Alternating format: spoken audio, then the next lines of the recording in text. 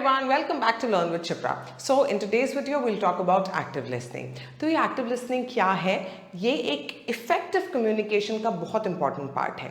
So when I say communication, it does not only involve talking, it equally involves listening and that too listening carefully. So passive listening क्या होती है कि जब हम सामने वाले बंदे को सिर्फ सुन रहे होते हैं, हमें कोई मतलब नहीं होता है कि सामने वाला बंदा किस इंटेंशन से हमसे चीज़ें शेयर कर रहा है या उसकी मीनिंग क्या है, क्या कहना चाहता है. On the other hand if I से पैसिव लिसनिंग, सो पैसिव लिसनिंग में जो बंदा बोल रहा होता है, स्पीकर होता है, उसको सुनने के लिए हम अपने कॉन्शियस एफर्ट्स लगाते हैं और उसका एक प्रोसेस होता है वेर इन वी हियर, सुनते हैं हम उसको, समझते हैं हम उस चीज़ को, we understand, we then retain the information. उसको रिटेन करने के बाद में once the other person has stopped talking या उनकी बात खत्म हो गई है, तब मैं क्या करता हूँ या करती हूँ, थॉटफुली रिस्पॉन्ड करती हूँ, रिफ्लेक्ट करती हूँ on what the other person has just said.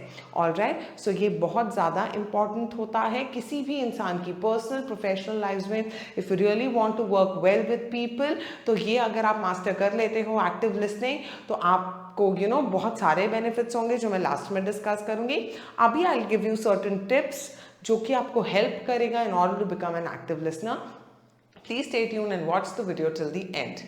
तो पहली चीज़ जो आती है वो आती है committing yourself to the speaker.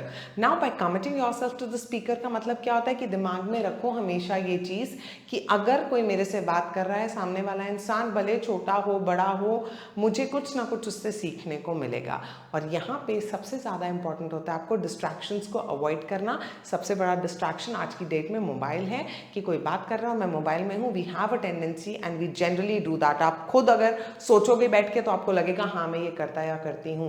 Even when you are with your friends और योर फैमिली मेंबर्स और बाहर अगर आप वर्क प्लेस में भी हैं तो ये करना बंद कर दें आप. नेक्स्ट बोलता है कि need to maintain that eye contact. So eye contact is a powerful non verbal communication clue जो कि सामने वाले बंदे को बताता है कि आप एक्चुअली इंटरेस्टेड हैं.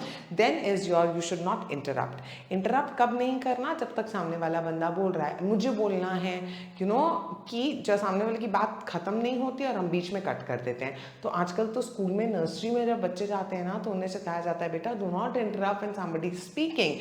और वही बेसिक मैनरिज्म हम बड़े होकर के भूल जाते हैं. We start lacking that. तो मत करो. जब सामने वाला बंदा बोलना बंद हो जाए तब अपनी बात करो. ठीक है, बहुत इंपॉर्टेंट है ये. Then is listen without judging. सबसे पहले you're nobody to judge anyone. So judgmental होना बंद कर दीजिए कि ये बंदा बोल रहा है तो बकवास ही होगा या मेरे को इससे बेटर पता है. ये सारी चीज़ें हमें नहीं करनी है. Then is do not plan what to say next. कई लोगों की आदत होती है सामने वाला बंदा बोलना स्टार्ट नहीं करता है कुछ भी, नॉट ओनली प्रॉब्लम्स, एक जनरल भी डिस्कशन करता है. I went to a place और I went to a party last night और मैं प्लान कर लूँगी मुझे बताना मेरी पार्टी के बारे में जो मैंने अटेंड की थी. ओ सिर्फ यही कैसे बोल. प्लीज़ यार, you need to act maturely. आपको ये नहीं करना है. ठीक है. Then is have an open body posture. When I say open body posture while active listening, it is your open arms. Close जो होता है वो रिस्ट्रिक्टेड होता है. When it is open arms you are welcoming and you are listening to what the other person is saying. And of course eye contact तो है ही. ठीक है. Then is your show that you are listening. अब इसको आप कैसे बताएंगे?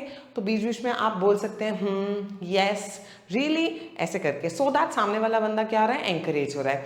नॉन वर्बल क्लू आप कैसे दे सकते हैं? ओकेजनल आप अपने हेड को नॉड कर सकते हैं. तो this again shows that you are actually listening to the person और ध्यान से सुन रहे हो, इंटरेस्टेड हो. Then is your ask open ended questions. Suppose I am into teaching profession. मेरे पास एक स्टूडेंट आता है और बोलता है मैम मुझे ये टॉपिक समझ में नहीं आ रहा है. तो क्या मैं बोल दूंगी okay, I'll say yes or I'll say no. तो ये क्या हो गया, मैंने कॉन्वर्सेशन ही खत्म कर दी. What should I do rather than that? मुझे क्या करना चाहिए कि क्यों प्रॉब्लम हो रही है, कौन से टॉपिक्स आपको नहीं पता है. सो ये कैसे होते हैं? ओपन एंडेड क्वेश्चंस होते हैं जो कि आपको सामने वाले इंसान से पूछना चाहिए to get an insight into what actually they are trying to say. अगर आपको नहीं समझ में आ रहा है तो all right. So again this is something yes और नो में कॉन्वर्सेशन को एंड मत करो. If you really want to make the conversation last for longer period of time and you want to build relationships, आप open ended questions पूछो, clarity मांगो वो जो बोलना चाहते हैं उसमें. All right. Then is paraphrase and summarise. Again a very important thing. Paraphrase करना एज इन सामने वाला जो बोल रहा है उसी को दूसरे तरीके से बोल के is that what you are trying to say. तो उसको लगेगा हाँ यार इसने मेरी बात सुनी है और ये समझ और इसको इंटरेस्ट इंटरेस्ट है, तो फिर वो और अच्छे से आपको चीज़ों को क्या करेगा, एक्सप्लेन करेगा। सो यही बहुत छोटी छोटी सी चीज़ें अगर आप ध्यान देंगे ना और एक एक पॉइंट पे कॉन्शियसली वर्क करेंगे ना, तो आप देखेंगे कि इतने सारे बेनिफिट्स आपको होंगे।